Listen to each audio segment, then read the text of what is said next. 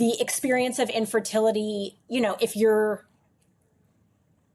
the best case scenario is that you wind up with a baby, you know, on the other side of it. But then you're sort of thrust into the realm of motherhood, which is incredibly all-encompassing and identity shifting. I just finished the book Matrescence. I don't know if either of you have read that, but it was really fascinating about, you know, like the only other time in a life that like is as enormous of a like mental, emotional, physical change is adolescence. And, you know, so becoming a mother just as this, like, really it literally changes your brain. And so I think I'm really interested in the intersection of infertility and motherhood and what that looks like and what that means. It was, you know, I spent so many years in that essay I wrote about, like, you know, observing mothers from afar, and they were the thing that I wasn't, and feeling very much outside of that. And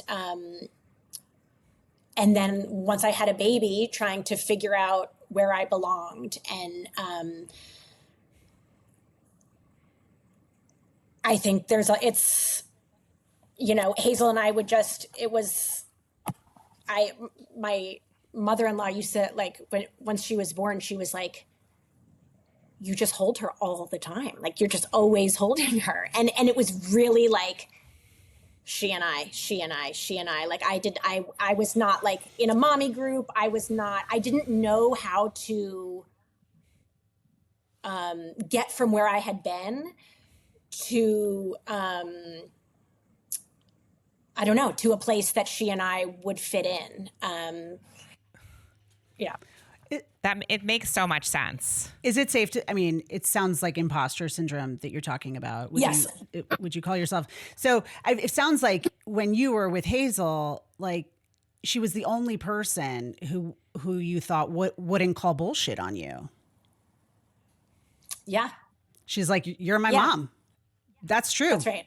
Whereas this thing inside of you made you feel like everyone else would like see. Well, I think there's like which see what, you know, but like, there's yes. There's the construct of motherhood, and then there's the job of motherhood. So I was like, I showed up to my job and I loved my job, and I had wanted that job. I like busted my ass to get that job, and it was, you know, but like motherhood in the world as this like, this thing. I mean, maybe that's my own, all of my insecurities from not being able to become a mom for so long, but that's how I saw it. It became this built up thing. Like, I would look at your podcast and I would say, like, that's something that I'm not a part of, you know, like it was like, or on Mother's Day when people are posting their posts about their children and their, you know, like it just felt like I was not welcome in this realm that was metastasizing, you know, in the world. It felt like that, you know, it's a category of being. Yeah. And I was just going to say that all this timing exactly coincided with the whole, like, the growth of like the turbo parenting, like, you know, mommy movement. I think someone trying to make like a surface analysis of someone who'd gone through a really tough infertility journey might say that once the baby came along, oh, like she probably doesn't sweat the small stuff. Like, this kid isn't learning to tie her shoes. Who cares? Like, we have a human being here, and that's all that's important. Is that true? Are there ways that you see that how tough it was to get here affect how you handle the day-to-day life with your kids? I wish I had that lens, and I lose my, like, no, I'm no. Yeah. You're like, tie your damn shoes, kid. Like, like, do you yell? Oh my God. I'm such a yeller. I'm such a door slammer, which is so embarrassing. And like, so like, just, I was a door slammer as a kid. And now I'm like, I can't be a door slammer as a mom. That's just so hideous. But I am.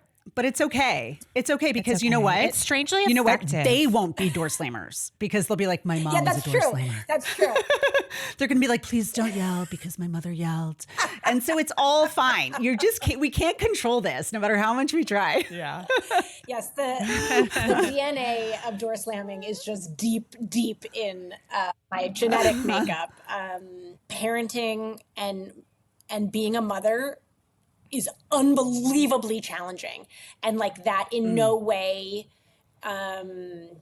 undercuts or how infertility and the struggle to get to parenthood is unbelievably it's like both things are true. I remember in the midst of infertility, I went to go meet somebody's new baby, and she was like talking about I can't remember if I at that point had gotten pregnant yet or not, but she was like, she said something like, and you haven't even gotten to the hard part, implying that the parenthood, just you wait, and that's just, I'm just here to say that is just absolutely not true. Infertility was the most difficult time in my life. And it isn't making parenthood less hard, but like, I don't know. It's just its own. Yeah. Its own. Chapter.